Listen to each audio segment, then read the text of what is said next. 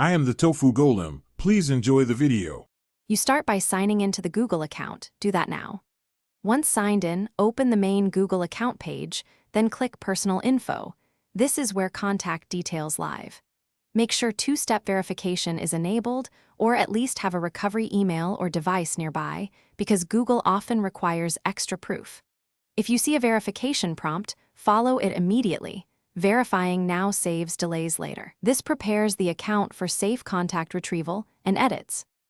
Once on Personal Info, go to Contact Info and select Phone. You'll see saved numbers or an option to add. Click the entry to view details and edit.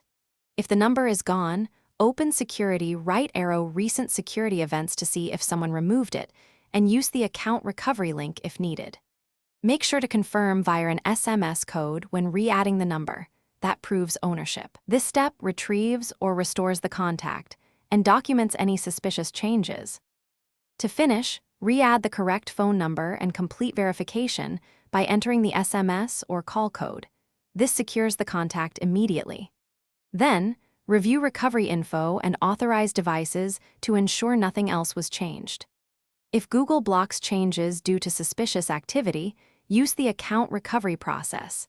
Answer questions as precisely as possible and include previous passwords or device details. One key troubleshooting tip: clear browser cache or try an incognito window if settings won't save.